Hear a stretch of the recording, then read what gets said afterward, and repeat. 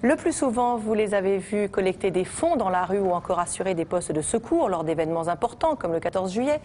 Mais saviez-vous que les secouristes bénévoles de la Croix-Rouge assuraient aussi des gardes avec la brigade des sapeurs-pompiers de Paris tous les week-ends, jours fériés et veilles de fête?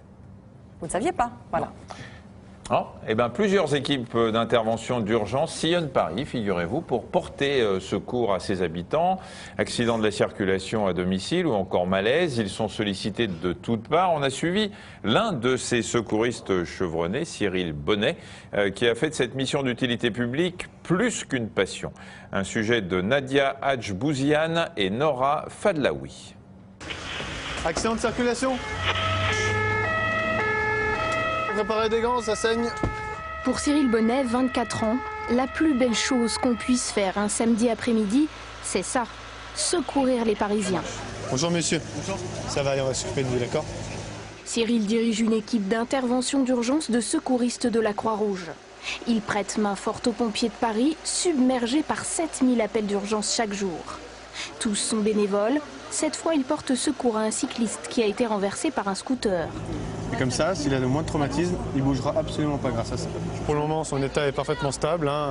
Par contre, il a une suspicion, ce qu'on appelle, car on ne peut jamais être sûr sans les radios, mais de traumatisme au niveau de la clavicule. La clavicule serait cassée et il aurait un doigt coupé. Pour le moment, il a un doigt coupé.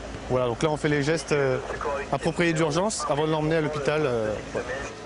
Des interventions souvent difficiles à vivre, mais les coéquipiers ont appris à les gérer ensemble. Pour Cyril, le secourisme est presque une drogue. La semaine, il est pompier, c'est son métier, mais ça ne lui suffit pas. Alors le week-end, il devient secouriste bénévole, un engagement qui vient de loin. Car chez les Bonnets, le secourisme est une histoire de famille. Son père, sa mère, sa sœur, tous s'impliquent. C'est dans les années 82-83. Donc on s'est connus à la Croix-Rouge, on était déjà ensemble dans des missions. Et après, les enfants ont pris la suite un petit peu.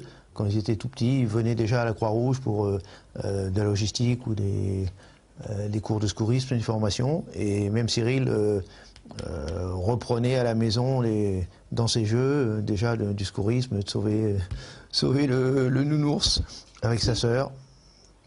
Je suis contente dans le sens où il réalise sa vie, il réalise sa passion, voilà. Mais je trouve qu'effectivement, il faut apprendre à gérer le temps.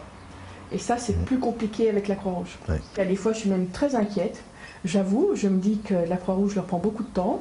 Mais pour le moment, Cyril s'en sort plutôt bien. Il a encore le temps de voir sa petite amie qu'il a rencontrée, devinez où? À la Croix-Rouge. Je pense que le jour où j'aurai des enfants, je ralentirai, mais je n'arrêterai pas complètement. D'accord. Vous avez fait un malaise? Qu'est-ce qui s'est passé exactement? Dites-moi. Et cela dure depuis plus de 7 ans. Ce qu'il aime, c'est être toujours sur le qui-vive. Pendant les gardes, les interventions s'enchaînent. Accident de la circulation, chute à domicile, malaise. Pendant près de 15 heures, il faut tenir le coup. Alors plusieurs fois par semaine, Cyril s'y prépare grâce au sport. Ça permet de me détendre, de me déstresser. Ça permet surtout de prendre du recul et de mettre de la distance en fait avec les interventions qu'on a pu voir, parfois difficiles psychologiquement, et aussi quelque part de me préparer pour les interventions, parce que le sport est essentiel sur intervention, même pour du secours à victime. Lorsqu'il faut brancarder une personne de forte corpulence qui est au 10e étage sans ascenseur, il faut en avoir la capacité physique pour le faire. S'aérer l'esprit pour évacuer les images qui marquent. Comme cet incendie de l'été 2005 à Paris, Cyril a 17 ans à l'époque. À 3 heures du matin, lui et son père sont appelés d'urgence à se rendre sur les lieux. Des dizaines de personnes sont prisonnières des flammes.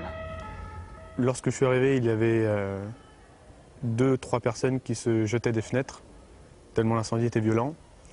Ensuite, on a été dans la zone médicalisée où étaient rassemblées les victimes juste après.